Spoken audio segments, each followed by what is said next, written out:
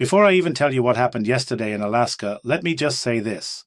Donald Trump just got absolutely humiliated on the world stage, and Putin walked away laughing.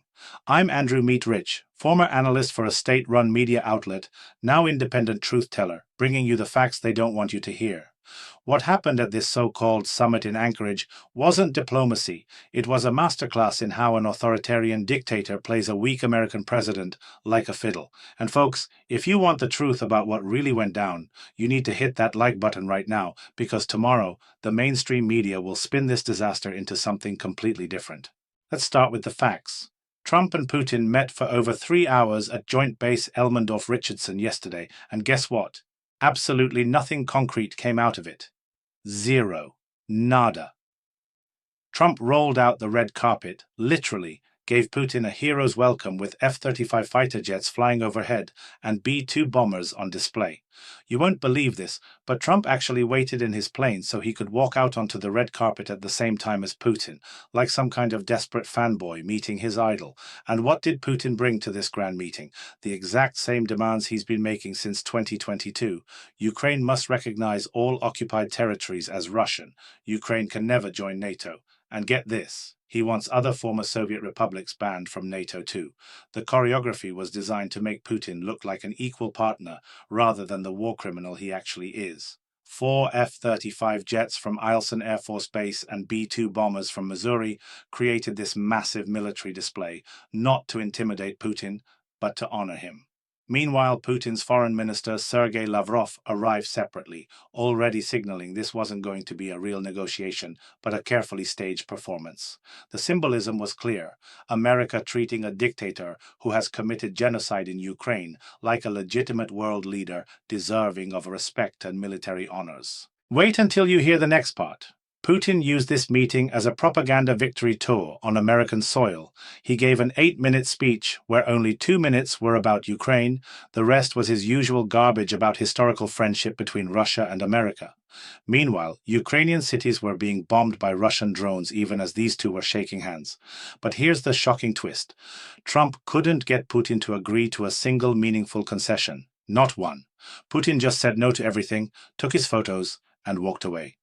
The planned lunch between the leaders? Cancelled. You know why? Because Putin got what he came for, a photo op showing he's not isolated, and then he was done with Trump. And this is where it gets absolutely disgusting. While Putin was delivering his propaganda speech about friendship, Russian forces were actively shelling civilian targets in Sumy, killing innocent people. The irony is sickening. Putin talks about cooperation while his military commits war crimes in real time. Trump stood there listening to this monster ramble about Second World War cooperation while Ukrainians were dying from Russian attacks. The optics couldn't be worse for America. Putin even had the audacity to call Trump his neighbor because Alaska is close to Russia, like they're just friendly countries sharing a border instead of a democracy facing down an aggressive imperialist regime. If you're still with me, hit that like button. It tells me you want the truth, not just the headlines. But if you think Trump's humiliation was bad, wait until you hear what Putin actually demanded. According to sources briefed on the discussions, Putin wants Ukraine to completely withdraw from Donetsk and Luhansk regions, territories that Ukraine still partially controls. In exchange for this massive concession, Russia would supposedly pull back from some areas in Kharkiv and Sumy. You see the pattern, right? Putin keeps everything he's stolen, gets more Ukrainian territory, and gives back almost nothing. And this is where it gets even worse. Putin's negotiator basically told Trump's envoy that this was a take-it-or-leave-it offer. No room for negotiation, no compromises. Putin treats Trump like he's some small-town mayor asking for favors, not the president of the most powerful country on earth. Here's what's truly insane.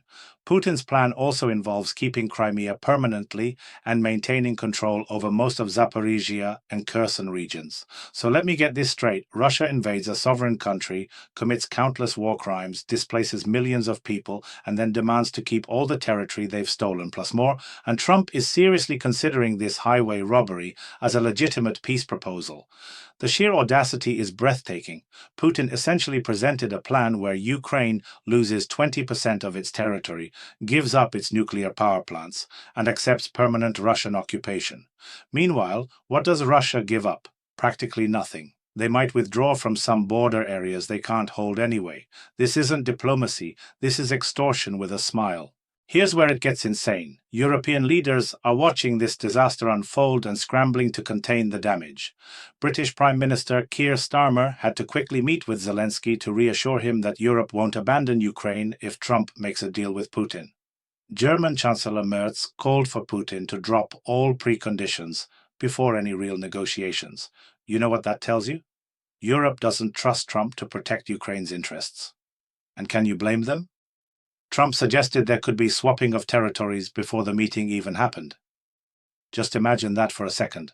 The American president discussing giving away parts of a sovereign democratic country to satisfy a war criminal's demands. But wait, there's more disturbing news. The Pentagon quietly issued a memo last month giving them the option to divert weapons intended for Ukraine back into American stockpiles.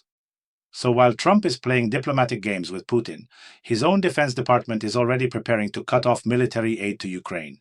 This is coordination at the highest levels to abandon Ukraine.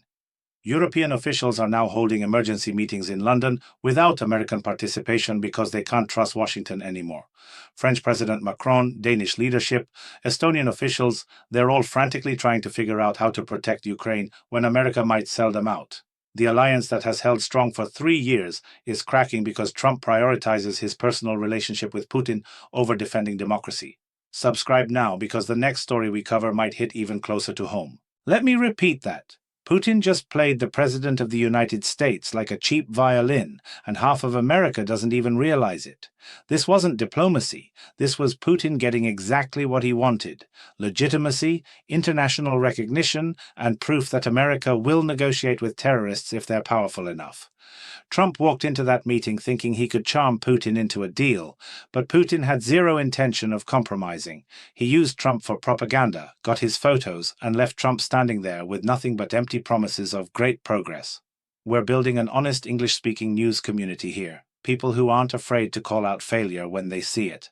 This Alaska summit was an unmitigated disaster for American foreign policy and a massive win for Russian imperialism. Like this video if you want more truth-telling, subscribe if you're tired of mainstream media lies, and comment below with your thoughts on how America should respond to this diplomatic humiliation. The world is watching, and right now, we look weak. People often ask me in the comments, who are you to talk about politics and comment on the news? So let me tell you, I didn't start out trying to be a journalist or commentator. I ended up here by accident.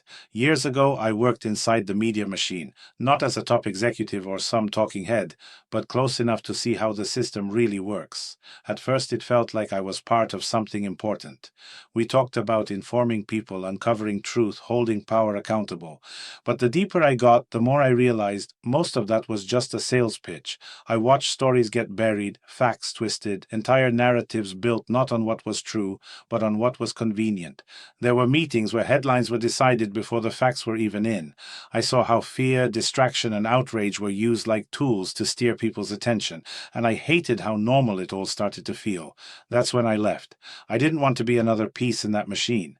Now, freedom of speech isn't just a phrase to me. It's personal. It means being able to speak without asking permission, to tell the truth even when it's messy or uncomfortable. This channel is where I do that. I don't pretend to have all the answers, but I promise to speak honestly and think critically, because I know what it looks like when no one's allowed to. If that means something to you too, hit subscribe, drop a like, and leave a comment. It really helps the channel grow, and it keeps this conversation going.